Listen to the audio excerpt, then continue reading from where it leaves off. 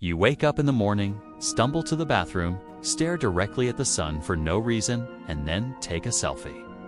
But this time, it's different. This image is going straight to the lab because today you're gonna clone yourself. Seriously, that's what the tagline says on the box of this wacky new tech. All you need to do is snap a pic. Send it to the lab, and in 10 days, you'll get back an exact copy of yourself, only younger. So what could possibly go wrong? Well, there are quite a few ethical issues surrounding human cloning, but for the sake of fun. So what would happen if we did make a copy of ourselves? Would we be twice as powerful, twice as smart? Or would it just be double the chaos?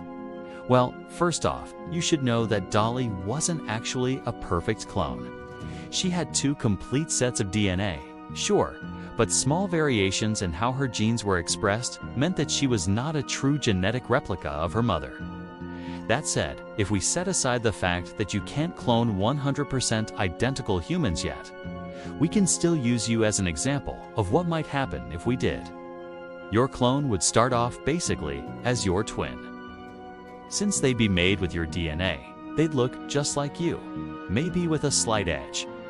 Clones tend to have more health problems than naturally conceived animals, probably because the process of creating them tends to be a bit, rough.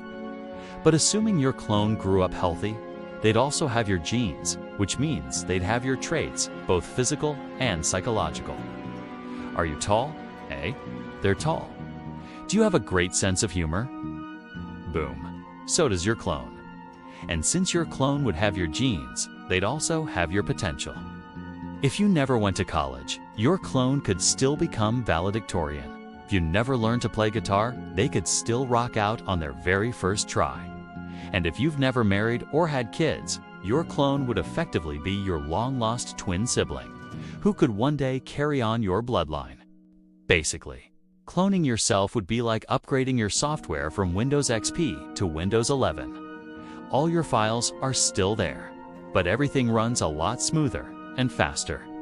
So in some ways, having a clone around would be super convenient.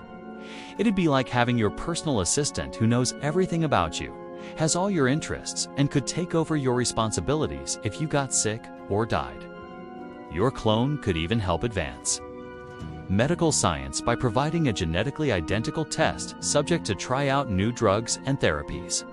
But on the other hand, you'd also have a whole other you running around. And depending on how much of a problem you are, that could be anything from mildly inconvenient to downright catastrophic. Like if you got into a fight with your clone, who would win, the original or the copy? And if you broke up with your partner, would they still love you? If you cheated on them, would your clone also cheat on theirs? Would you and your clone compete for the same job promotions?